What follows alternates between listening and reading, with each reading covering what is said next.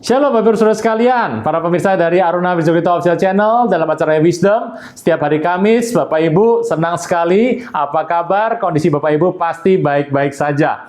Nah Bapak Ibu, seperti Bapak Ibu ketahui bahwa acara Wisdom, acara ini sudah berlangsung selama 2 tahun. Dan kita sedang memasuki masa untuk endemi sebentar lagi. Nah, Bapak Ibu melihat dari perbaikan-perbaikan kondisi yang ada, perubahan kondisi yang ada, maka saya berpikir Bapak Ibu mungkin tidak punya waktu yang cukup banyak seperti masa pandemi.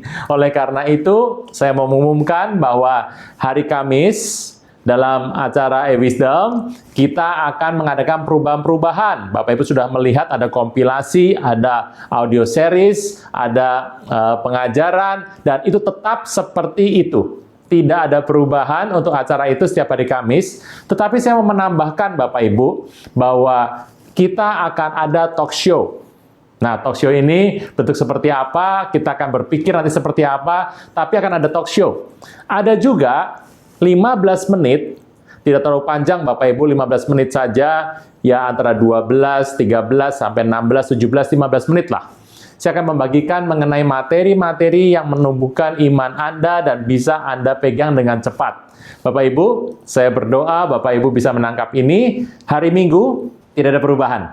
Minggu terakhir, setiap bulan akan ada khotbah hari Minggu yang Bapak Ibu bisa ikuti. Nah, Bapak Ibu Saudara sekalian, untuk supaya tidak tertinggal apa yang terjadi dalam acara ini, Bapak Ibu silahkan subscribe. Nah, supaya Bapak Ibu tidak tertinggal dan notifikasinya jalan terus, Bapak Ibu bisa menekan tombol subscribe, dan nanti dalam pengumuman juga Bapak Ibu bisa melihat, membaca pengumuman-pengumuman yang ada dari saya. Bapak Ibu, saudara sekalian, saya percaya biarlah hari-hari ini iman kita terus sama Tuhan dan tidak berubah. Semakin dekat, semakin intim, dan semakin melekat sama Tuhan. Tuhan Yesus memberkati Anda berlimpah-limpah, Bapak Ibu saudara sekalian, dan tidak lupa, saya mengucapkan terima kasih banyak untuk setiap Bapak Ibu yang sudah memberikan daya, upaya, dana, dan doa kepada kami. Anugerah dari Tuhan berlimpah atas Bapak Ibu Saudara sekalian dalam kehidupan ini. Bapak Ibu Saudara sekalian, ikuti terus, sampai jumpa, dan Tuhan Yesus memberkati.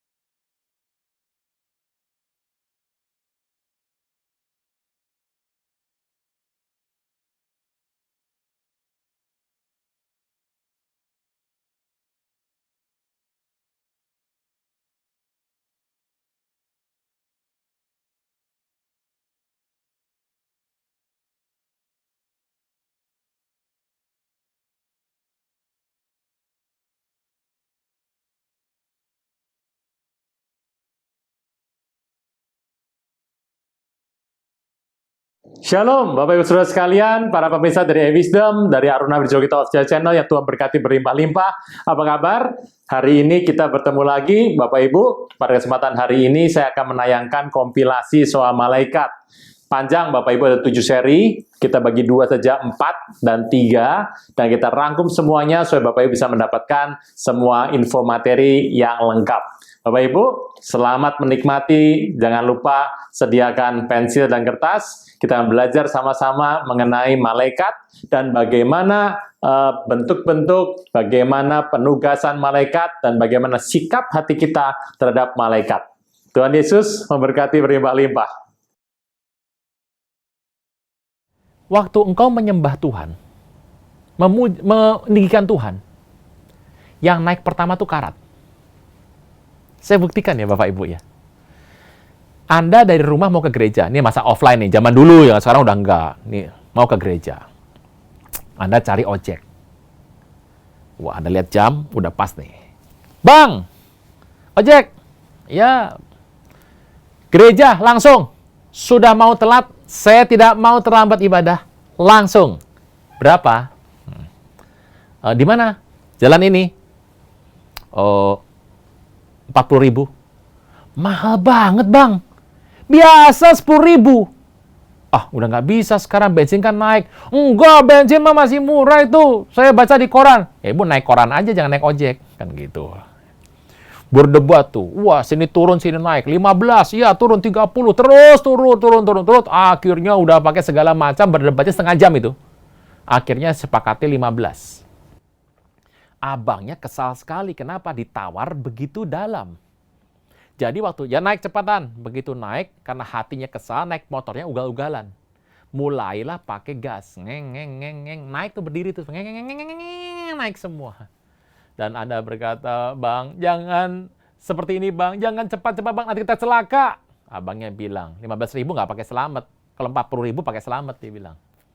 Akhirnya karena ugal-ugalan, Anda kesel, Anda pukul, plok abangnya. Abangnya berhenti, bertarunglah, berkelahi di tengah jalan. Wah, pukul-pukulan. Setelah selesai, udah lemes semua. Bang, ini 15.000. Ya, makasih. Pulang, udah. Lalu langsung masuk ke gereja, nggak langsung masuk. Ke toilet dulu. Wah. Sisir yang baik. Perapikan baju, pakai gincu. Ini perempuan, Pak. Iya. Kemudian setelah itu, masuk gereja. Nah, di depan ada yang jaga kan, pendetanya. Shalom, selamat hari Minggu, silakan masuk. Apa yang dibilang? Shalom, shalom, shalom. Dengan wajah tersenyum, seperti tidak pernah ada apa-apa. Setelah dia masuk, duduk, dimulai dengan lagu-lagu. Ya, ini, duduk pertama, lagu mulai naik. Lagu pertama adalah nyanyi dulu. Masuk hadiratnya dengan hati bersyukur, memuji dia, masuk hadiratnya. Lagi lagu begini, wah ini lagi enak nih lagunya. Wah, saya senyum, nggak ada masalah senyum. Tibalah kemudian setelah lagu bergirang, bergandengan tangan, lalu kemudian silakan duduk, jemaat sekalian, kita menyembah Tuhan. Langsung buka tangan.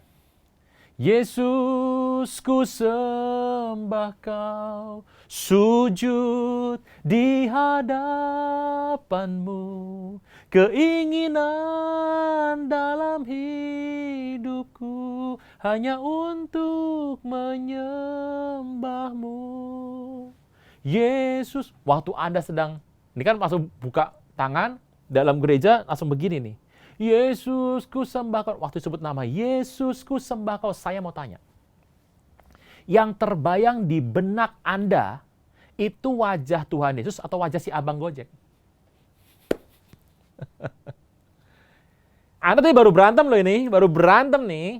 Kemudian terus ibadah. Nah, pada saat ibadah adalah penyembahan Yesus, ku sembah Kau. Yang muncul di benakmu itu adalah wajah si abang atau wajah Tuhan Yesus. Berasa tidak? Waktu engkau menyembah, karat naik dulu tuh. Makanya kalau Anda berdosa, habis itu Anda menyembah, betapa sakit rasanya kan? Anda ngomong kotor aja, habis itu Anda menyembah Tuhan coba. Kalau bisa, hebat. Aduh, rasanya itu seperti dalam tungku. Makanya yang paling berat dalam menyembah adalah 10 menit pertama. 15 menit pertama. Engkau jarang menyembah. Sekali menyembah, saya mau beritahu, setengah jam pertama engkau bergumul dulu tuh. Pertama bergumul sama cucian, ya toh, dompet di mana, ya toh, makan siang di mana, tuh pergumulan pertama tuh. Makanya berasa tidak? Banyak orang yang suka untuk langsung mendengar khotbah tanpa melalui proses pujian penyembahan. Udah masuk nih Pak, nanti belum khotbah, lemper dulu, lemper.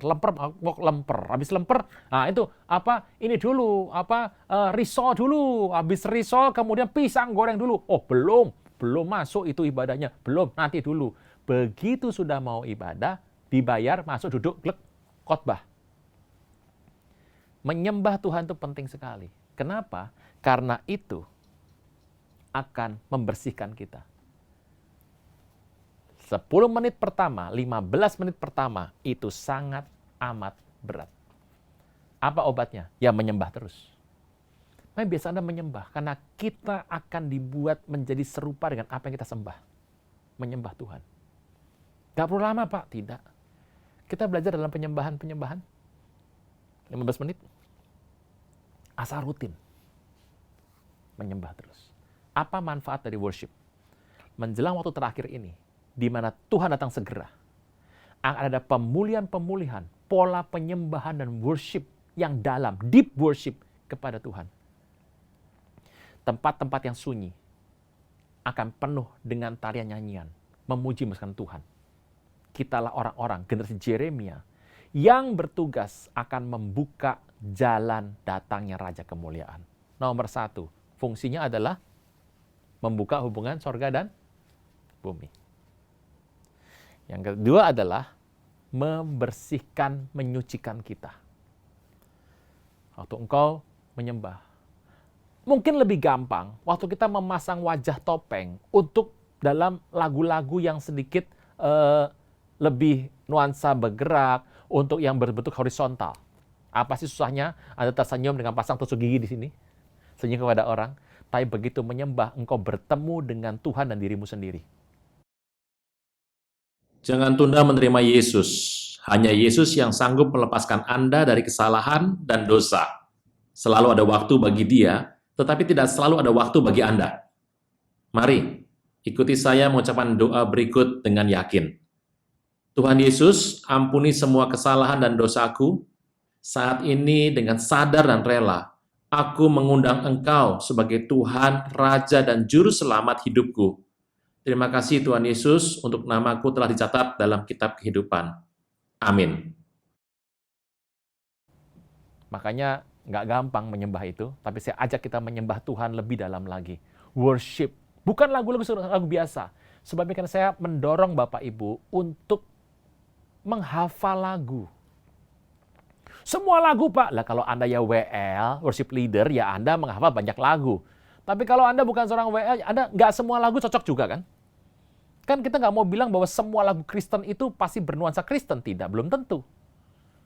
Jadi ada yang lagu-lagu yang kata-katanya saja bernuansa Kristen. Isinya belum tentu. Pola pembuatannya belum tentu juga. Yang Anda cocok, Anda gunakan, Anda pakai, Anda menyembah Tuhan. Worship-nya deep. Apa fungsi dari worship? Ingat, yang satu, menggerakkan pelayanan malaikat. Yang kedua, membersihkan, menyucikan diri kita. Apalagi kalau Anda menyembah dengan lagu-lagu yang diambil dari firman Tuhan. Powerful sekali. Yang pertama. Yang kedua. Oke. Teruskan. Ini menarik sekali. Jadi, apa yang kita bisa buat? Nah, sudah 2, kita bahas yang ketiga. Dalam 2 Raja-Raja yang ketiga, ayat yang pertama. Ini luar biasa sekali, sebuah kisah.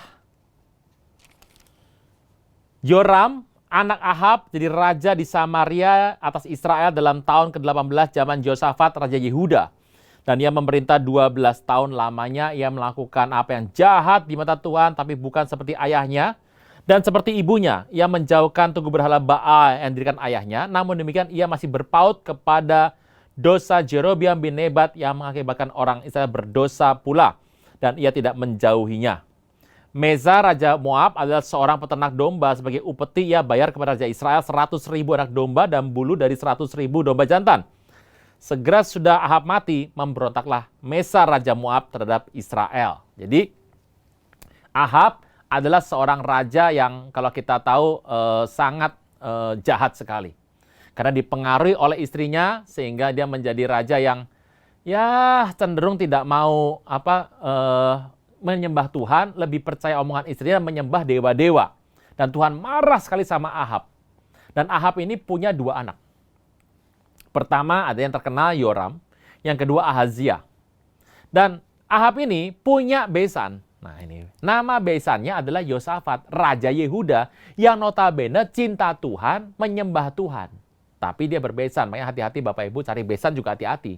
Bukan cuma cari mantu, cari mertua, cari besan hati-hati. Nah, yang terjadi adalah, waktu Yoram ini ngalami masalah karena pada saat ayahnya meninggal, dulu itu dia mengatasi Moab. Tapi satu hari dikatakan sesuai dengan janji Yakub kepada Esau bahwa kalau engkau berusaha dengan sungguh-sungguh, kelak kuk dari adikmu, Yakub, akan lepas daripada pundakmu. Dan satu hari terjadi memang bahwa kerajaan Moab itu lepas dari kerajaan Israel. Di bawah kendalinya lepas. Upetinya udah nggak dibayar lagi. Yoram sebagai anak dari Ahab kesel karena melihat, waduh ini kok masih jadi begini. Saya dulu dapat penghasilan hilang. Dan ayat berikutnya dikatakan, ayat ke-6, keluarlah Raja Yoram pada waktu itu dari Samaria dan memeriksa barisan seluruh Israel. Dan ia menyuruh orang kepada Yosafat Raja Yehuda dengan pesan, orang Raja Moab ini sudah memberontak sama aku. Ayo dong, engkau dan aku, kita kan besanan nih. Jadi ini kan seperti Yosafat dengan Ahab, ayah dari Yoram itu besanan. Kita kerabat. Sekarang ada orang itu memberontak sama aku. Ayo tolonglah berdua, Yehuda dan Israel, Yosafat dan Yoram, kita lawan Raja Moab. Apa yang terjadi? Oke, kata Yosafat. Nah, ini makanya Yosafat ini walaupun dia raja yang mencintai Tuhan, tapi kadang-kadang juga pergaulannya bersama keluarga Ahab kadang-kadang menghasilkan kerugian-kerugian tertentu. Lalu dia bertanya, melalui jalan mana kita akan maju? Jawabnya, ayat 8, melalui padang gurun Edom. Jadi, ngajaknya bukan cuma Yosafat, tapi ngajak raja dari Edom. Jadi Raja Israel Yoram, Raja Yehuda adalah Yosafat, ditambah Raja Edom, namanya tidak disebutkan. Mereka kemudian berkeliling, ayat 9. 7 hari perjalanan jauhnya, dan gak ada air atau tentara untuk hewan yang ikuti mereka. Jadi kalau Anda Bapak Ibu melihat kisahnya, ini kisah aliran sungai. 3 raja ada di sini, dengan seluruh pasukannya. Dan sungainya ke sana. Orang Moab bikin tenda dan berkemah di sana. Orang Moab ada di sini. Sungai ini dibendung. Akibatnya airnya habis. Bapak Ibu, zaman dulu kalau udah nggak ada sungai, cepat mati. Ya kenapa? Ingat baik-baik. Zaman dulu tuh air penting sekali. Betul aja, ayat ke-9 dikatakan udah nggak ada air untuk tentara dan untuk hewan. Bentar lagi, kalau diserang sama Moab, mati 3 raja sekaligus. Alkitab berkata pada ayat yang ke-10. Yoram teriak, Tuhan telah memanggil 3 raja untuk menyerahkan dalam tangan Moab. Artinya gini bahasa kerennya, mati kita semua. Tetapi ayat 11, Yosafat bertanya, apa enggak ada di sini seorang nabi Tuhan, supaya dengan perantaraannya kita bisa minta petunjuk Tuhan? Orang tuh kalau sudah kepepet, nanti ingatnya Tuhan. Untung dari 3 ini, ada raja yang namanya Yosafat. Ini raja cinta Tuhan. Nah cinta Tuhan, kalau ada masalah, cari Tuhan. Teruskan. Ayat ke-11. Salah seorang pengawal Raja Israel menjawab, di sini ada Elisa bin Safat yang dahulu melayani Elia. Yosafat berkata, memang pada Elisa ada firman Tuhan. Setelah itu pergilah Raja Israel dan Yosafat dan Raja Edom kepada Elisa. Berkatalah Elisa kepada Raja Israel, apa urusanku dengan engkau pergi kepada nabi ayahmu kepada nabi ibumu? Jadi waktu mereka ketemu sama Elisa, ada Elisa nih, 3 raja, Yoram, Yosafat, sama Raja Edom ketemu Elisa. Ini kisah menarik. Guru dari Elisa bernama Elia. Elia itu musuh besar dari Ahab dan Isabel. Jadi Yoram datang ketemu Elisa, ya langsung tahu tuh. Karena ayah Yoram dengan guru Elisa itu musuh besar. Elisa begitu ngelihat Yoram, bahasanya begini, mau apa ke sini? Mau apa cari aku? Cari aja nabi-nabi papamu sama mamahmu yang katanya hebat itu. Anda tahu sendiri ya, Elia sama Elisa itu 2 nabi, itu nabi gahar loh, galak loh. Beda sama Musa ya, nabi galak-galak semua ini. Pernah ketemu Nabi galak, Bapak Ibu? Puji Tuhan. Mungkin Elia sama Elisa dalam rupa manusia. Teruskan. Yoram sudah stres dan berkata, jangan gitu dong. Tuhan sudah panggil kita untuk mati semuanya. Serahkan dalam tangan orang Moab. Ampun toh, Nabi tolong, kami sudah mau mati. Jangan galak-galak sama kami. Iya, kita peduli punya musuh. Kenapa? Papa saya dulu adalah musuh besar dari guru Nabi. Anda tahu Elisa bilang apa? Demi Tuhan semesta alam yang hidup, yang di hadapannya aku menjadi pelayan. Jika tidak karena Yosafat aja Yehuda, sesungguhnya aku tidak akan memandang dan melihat kepadamu. Apa artinya? Untung di sini ada Yosafat yang menyembah Tuhan. Kalau nggak ada Yosafat, aku nggak pandang Yosafat, aku sapu bersih kalian semuanya. Waduh, jadi hati-hati Bapak Ibu, kadang-kadang kita perlu tahu loh. Satu rumah tangga, makanya perlu ada orang yang bertobat terima Tuhan Yesus. Alkitab berkata, engkau dan seisi rumahmu akan diselamatkan. Ayat berikutnya dikatakan, pergilah mereka memberitakan Injil kepada keluarganya. Makanya kenapa sih kadang-kadang teman ada yang bilang, Pak, di setiap kantor adakan PD, Pak. Iya. Ini peristiwa ini menjadi sebuah saksi. Elisa berkata, karena aku pandang Yosafat saja, maka semuanya nggak akan terjadi. Kalau nggak diusir semua itu. Akhirnya mereka nyerahlah. Yang menarik adalah, tiba-tiba Elisa bilang gini, ayat 15. Ini bagus sekali. Sekarang, jemputlah bagiku seorang pemetik kecapi. Waktu memetik kecapi, bermain kecapi, kekuasaan Tuhan meliputi dia. Ini aneh sekali. Pemetik kecapi dipanggil supaya ada kuasa Tuhan memenuhi Elisa. Padahal Yosafat sudah bilang, pada Elisa ada firman Tuhan. Elisa itu bukan kayak zaman sekarang yang ya perlu satu lagu dulu biar hadirat naik, urapan turun, kemudian baru bernubuat. Nggak ada cerita begitu. Elisa pergi kemanapun melangkah, firman Tuhan menyertai dia dengan kuat. Dia tidak butuh alat bantu apapun untuk bisa lebih dekat sama Tuhan. Ini nabi tercatat punya mujizat sepanjang umur hidupnya, 32 mujizat. Sampai beliau meninggal pun tulangnya masih bisa membangkitkan orang. Elia cuma 16. Elisa 32. Firman Tuhan berkata, jemput pemain kecapi, pemain gitar. Waktu pemain kecapi bermain kecapi, kekuasaan Tuhan mulai turun. Ini aneh.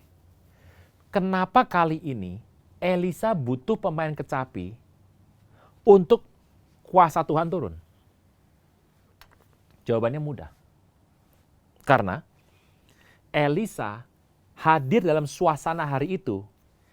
Dalam ruangan itu ada 3 orang di tempat ini yang 2 tidak menyembah Tuhan.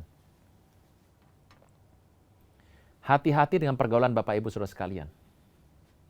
Ada pergaulan-pergaulan, kesepakatan-kesepakatan bisnis, perjanjian-perjanjian usaha, hubungan bisnis, hubungan transaksional, teman-teman sepermainan, teman-teman sepantaran, teman-teman dekat yang kemana Anda sering pergi bersama. Jika di sana ada orang yang membenci Tuhan, berbalik kepada Tuhan dan kelakuannya menista nama Tuhan dan engkau ada di sana, hari itu sepertinya ada penghalang terhadap kuasa Tuhan. Bagaimana cara mendobraknya? Ada kecapi dimainkan, worship dinaikkan. Untuk kecapi dimainkan, kekuasaan turun. Aneh, pada selama ini Elisa tidak pernah seperti itu. Makanya ini beberapa orang profetik selalu tahu, Pak, ini ada anasir gelap, Pak. Kita harus berdoa. Pak, apa ini Alkitabiah? Tuhan pernah berkata, jenis ini tak dapat diusir selain dengan doa dan puasa. Jenis yang baru ini, edisi yang baru, facelift nih kalau mobil kan begitu, tidak dapat diusir selain dengan doa dan puasa. Apakah kuasa Tuhan dalam satu doa kurang? Kenapa harus ada plus puasa lagi? Kenapa Elisa harus ada tambahan alat musik di situ? Ada penyembahan baru bisa masuk? Jawabannya mudah. Karena ada sebuah perikatan yang tidak kudus. Dari sini kita bisa belajar. Apa fungsi dari worship yang ketiga? Satu, membuka hubungan sorga dan bumi. Yang kedua, membersihkan kehidupan kita. Dimurnikan. Semakin serupa segambar dengan Kristus. Pak, kan kita harus melakukan tindakan aplikasi, Pak, untuk menjadi serupa segambar Kristus, Pak. Bukan cuma doa, Pak, harus aplikasi, harus jadi pelaku firman. Iya, ini kan ada berapa banyak hal. Ini salah satunya. Yang ketiga adalah menurunkan hadirat Tuhan. Jadi worship itu untuk apa? Menurunkan hadirat Tuhan. Apa nggak bisa turun sendiri? Nah, kadang-kadang ini pertanyaan-pertanyaan seperti ini kadang-kadang membuat kita juga, saya berpikir ya, Alkitab menulis sebuah cara. Kalau buat saya ikuti semuanya. Kalau saya lebih gampang, kita bisa milih. Tapi ada di Alkitab, ikuti semuanya. Kadang-kadang terlalu banyak milih. Milih nggak apa-apa, selama Anda tidak bilang gini, saya milih yang A, yang B saya buang. Nggak bisa. Kalau Alkitab sudah mengatakan, ada 4 cara, A, B, C, D. Anda suka yang C, silahkan tidak apa-apa. Tapi ingat baik-baik, Alkitab tetap tulis ini. Harus semuanya dipakai, engkau akan menerima sebuah kekayaan ilahi. Musik diangkat, nyanyikan. Yang terjadi adalah hadirat Tuhan turun, penuh. Nah, dari sini kita belajar bahwa ternyata worship itu mengubahkan bukan saja suasana bumi dengan suasana sorga, membuka hubungan dan membuat hidup kita semakin dimurnikan. Soal malaikat kita akan belajar bagaimana Alkitab mencatat peristiwa-peristiwa ini. Masih panjang Bapak Ibu soal malaikat. Bagaimana menggerakkan malaikat supaya bekerja selama di muka bumi. Sudah siap? Nah, jauh sebelum ini, ada yang pernah tanya sama saya. Nih, jadi pertanyaan ini saya bertanya sudah lama sekali. Jadi waktu saya bertobat, saya punya pertanyaan yang selama hampir sekitar 18 tahun, saya nggak ketemu jawabannya. Yaitu pertanyaan adalah, kenapa yang ada di kitab Wahyu, Wahyu kedua, saya bacakan ayat pertama ya. Tuliskan kepada malaikat jemaat di Efesus, ayat ke-8. Tulis pada malaikat jemaat di Smyrna, ayat 12. Tulis pada malaikat jemaat di Pergamus, 18. Tulis pada malaikat jemaat di Tiatira, ayat Wahyu 3 ayat pertama.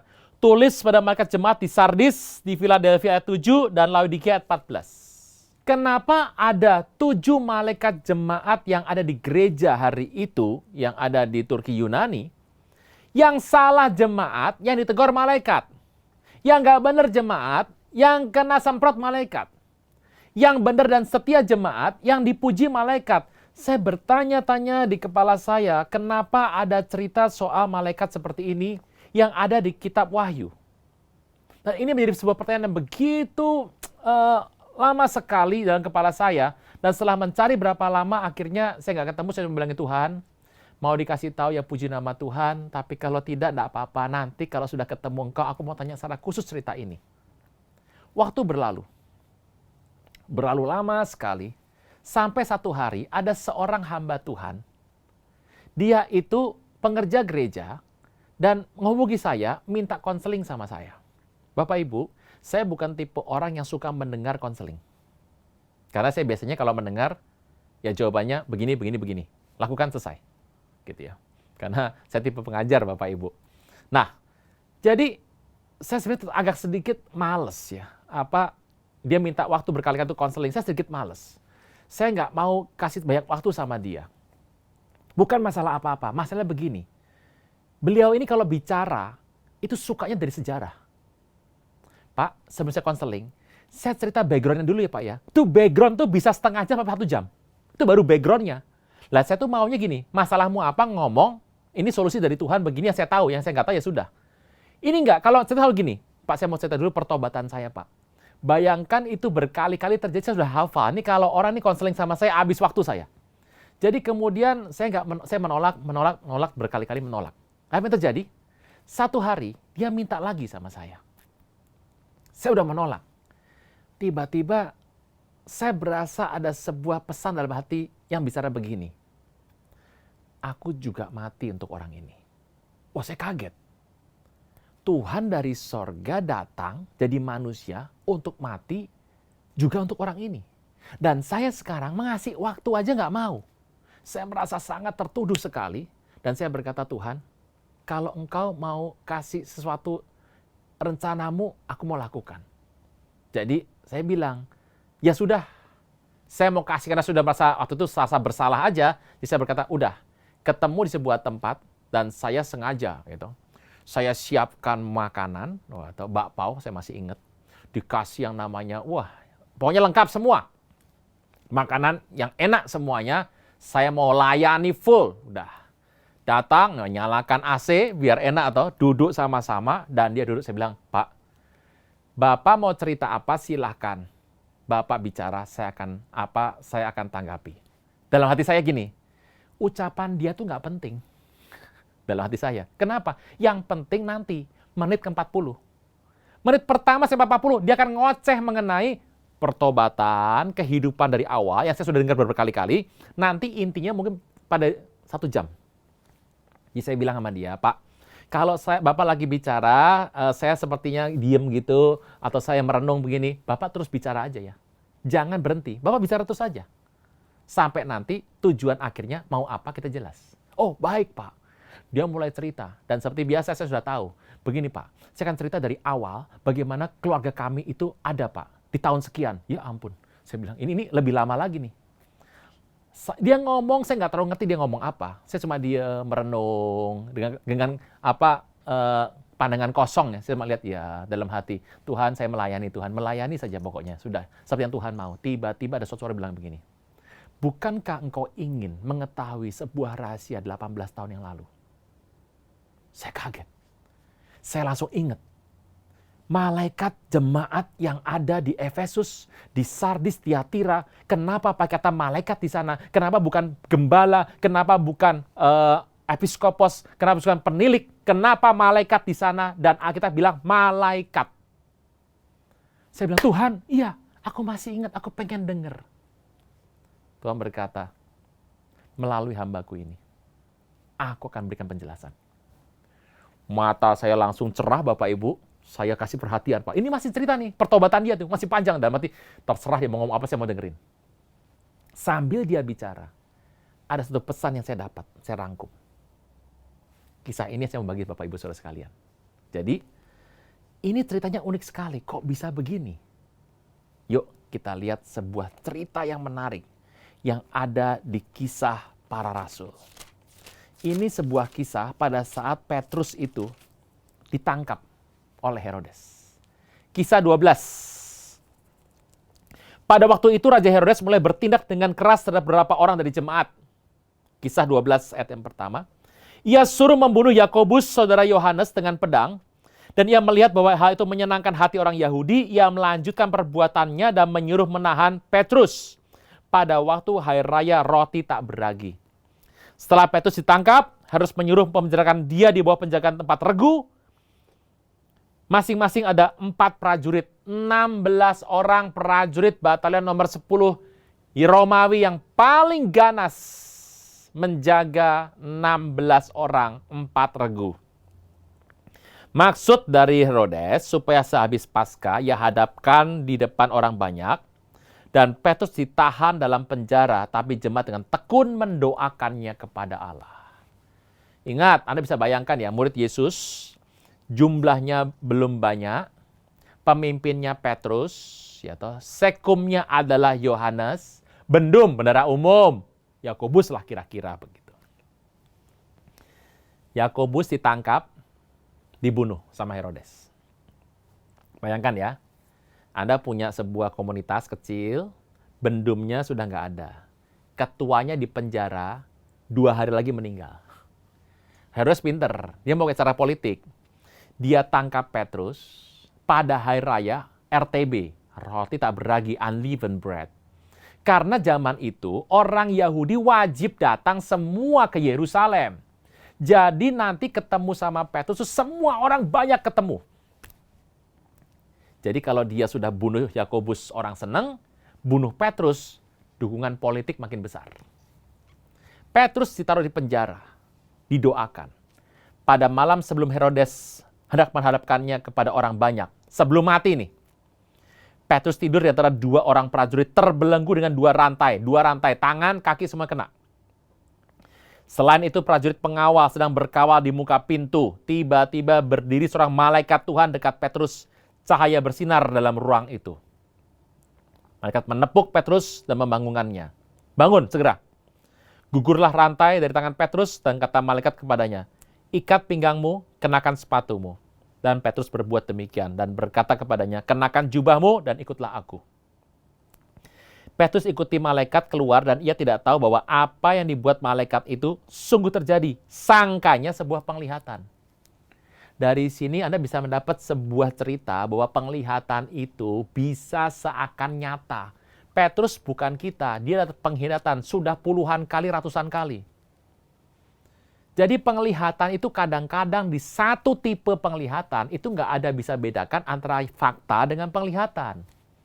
Kapan-kapan kita belajar Bapak Ibu soal penglihatan ya. Teruskan.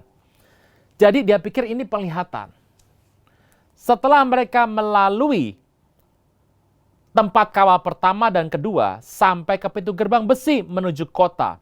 Pintu terbuka dengan sendirinya bagi mereka dan tiba di luar mereka berjalan ke ujung jalan dan malaikat hilang. Jawabannya begini. Nolong kok setengah-setengah? Ya kalau nolong sampai selesai, sampai keluar Yerusalem, sampai selamat. Kok ditinggalin sih setengah-setengah? Kita nggak pernah tahu rencana Tuhan. Apa yang terjadi? Malaikat itu ada di situ, terang. Prajurit itu nggak tidur loh. Sedang kawal kok. Mata terbuka. Tapi seperti nggak ada respon. Malaikat depan dia cerah, menepuk Petrus, rantai gugur. Rantai jatuh pasti ada bunyi kencang, rantainya 2 loh. Penjaganya masih santai. Pintu pertama kedua, 2 pintu, 1 buka, 2 buka. Sampai gerbang, tidak ada yang nahan. Bapak Ibu lihat kerja malaikat. Sorga kalau kerja, itu kerja aja.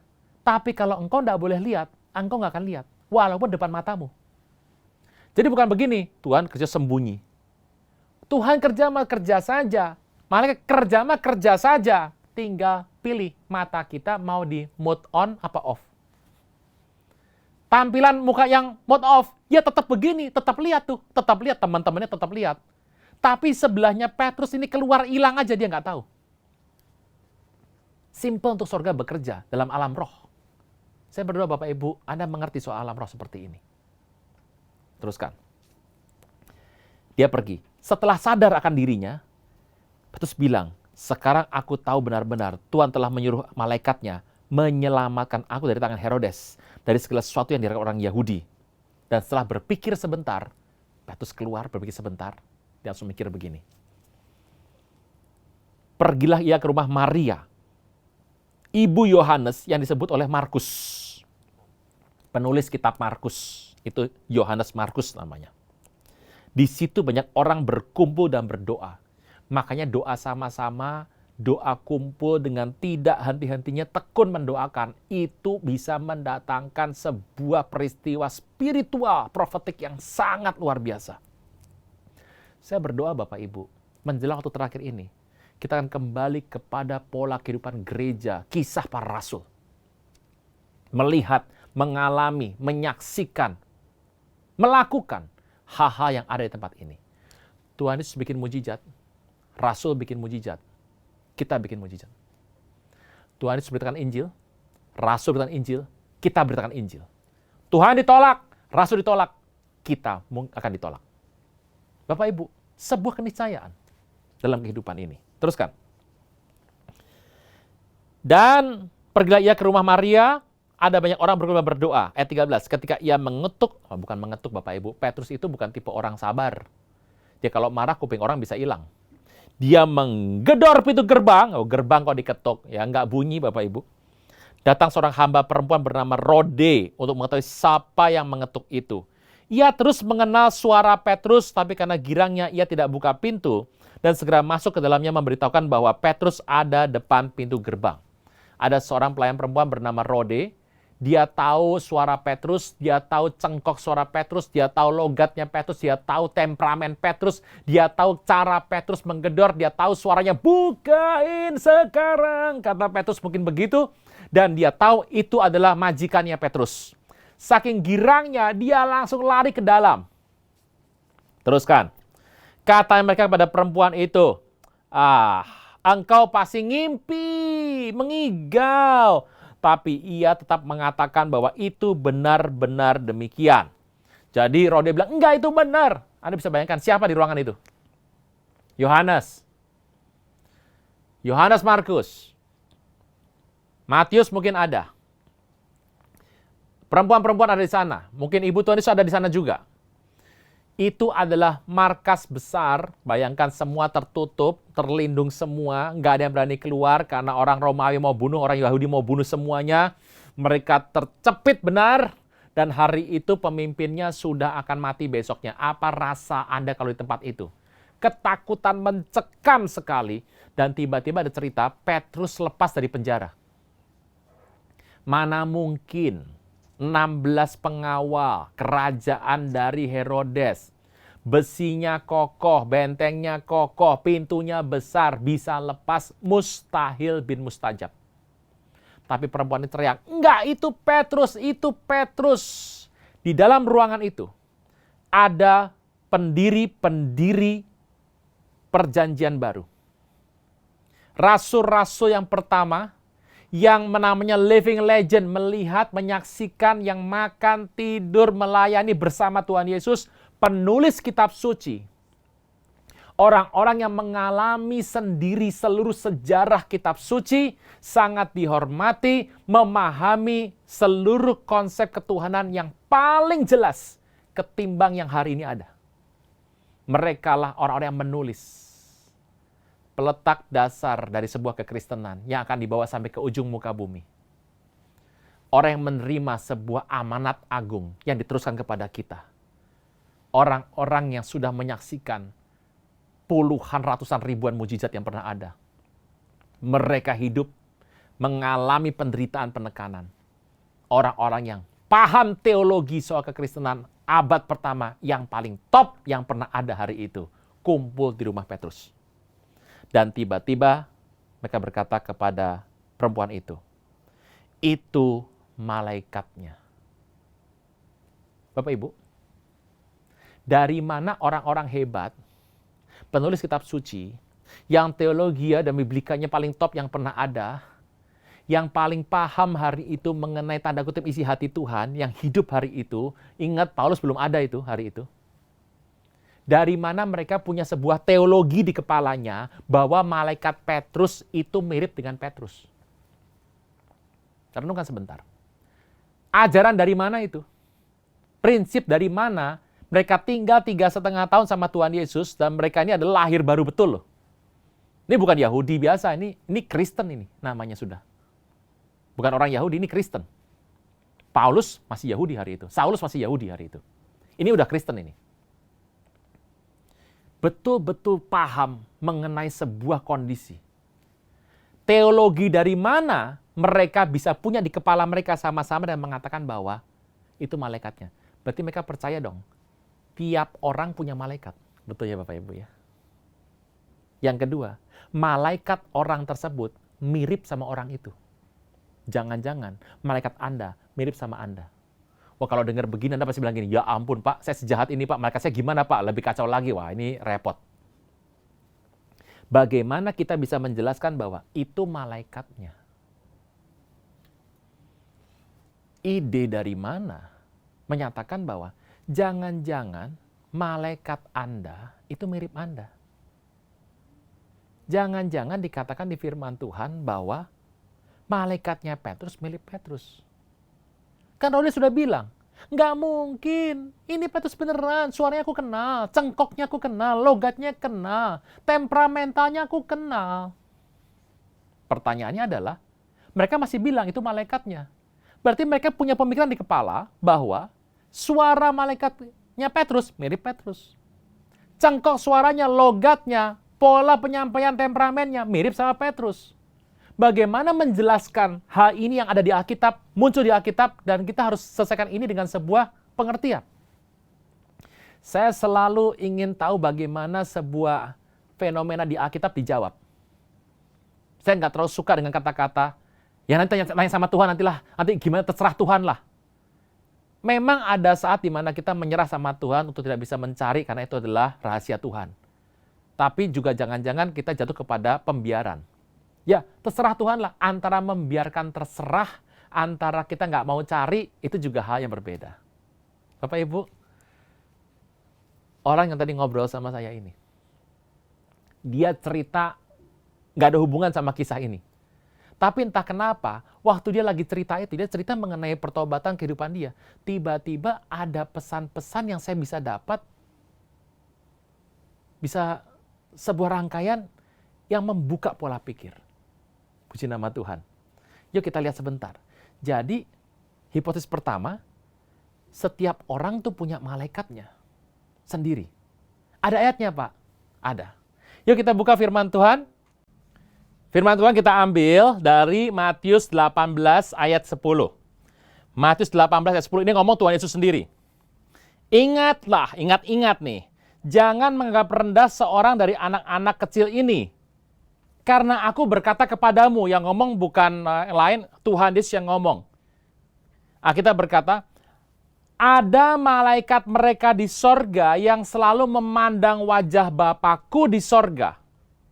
Karena anak manusia datang untuk menyelamatkan yang hilang. Kita berkata ada malaikat mereka di sorga. Kalau anak-anak kecil itu punya malaikat, adanya di sorga, memandang wajah Bapa di sorga. Jadi malaikat itu menjaga setiap orang yang ada, anak kecil aja punya, apalagi yang dewasa seperti Anda dan saya. Nah kalau anak kecil punya satu malaikat, yang memandang wajah Bapa di sorga. Tugas malaikat itu memandang wajah Bapa di sorga. Malaikat tidak bisa Anda suap. Dia nggak perlu yang namanya uang, nggak perlu ke salon ngecat rambut, nggak perlu ganti fashion baju terbaru, jam tangan, sepatu sneaker yang kekinian, tidak perlu. Malaikat tidak perlu ini semua. Malaikat nggak peduli sama Anda, Bapak Ibu.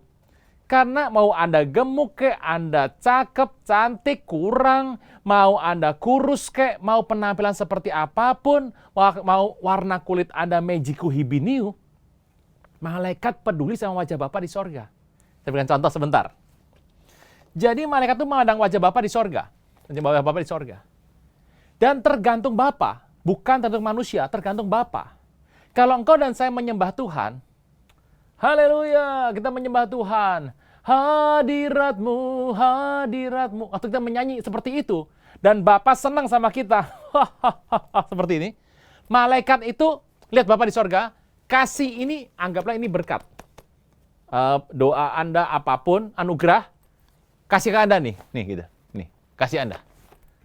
Tapi kalau engkau tidak senangkan hati Bapa di sorga, doa malas, lagi nyembah tidur, nonton channel sambil ngerjain yang lain tidur, atau hidup Anda berantakan, malaikat nggak kasih. Jadi kalau Tuhan nggak suka, tarik. Tuhan happy, serahkan. Malaikat pandang wajah Bapa di sorga. Ini kalau Anda menyembah Tuhan, Tuhan senang, kasih. Tidak, tarik. Senang, kasih. Tidak, tarik. Bisa nangkep Bapak Ibu ya ceritanya? Oke. Nah, seriusnya Tuhan, kalau kita melihat kisah ini, ternyata malaikat itu tergantung wajah Bapa di sorga. Tugas engkau dan saya bukan senangkan malaikat. Tugas engkau dan saya bukan nurut sama malaikat, bukan. Tugas engkau dan saya adalah kepada Bapa di sorga. Malaikat bertindak seperti yang engkau buat. Jadi, Pak, saya ini kepahitan loh, Pak. Loh, kenapa kepahitan? Saya ke gereja, Pak. Datang sampai depan pintu, Pak. Itu yang namanya pendeta depan pintu itu, Pak. Nyelamatin saya, Pak. Nggak pandang wajah Bapak, Pak. Ngelengos saja, Pak. Shalomnya lewat-lewat aja gitu, Pak. Saya bilang, sudah jangan marah. Beliau itu sedang pandang wajah Bapak di sorga, kan gitu. Jadi sambil lihat baca-baca, dia salamin orang aja. Mungkin seperti itu. Nah, dari kisah ini kita bisa menangkap sebuah gambaran singkat. Ada dua hal yang kita mau bahaskan ya, bahwa setiap orang itu punya malaikat. Ini ada jawaban ayatnya, Matius 18 ayat 10. Dan yang tadi adalah malaikat kita sama dengan kita. Nah ini pertanyaan ini harus terjawab. Terkait juga nanti dengan cerita yang lalu kita pernah bahas, surat kepada malaikat jemaat di.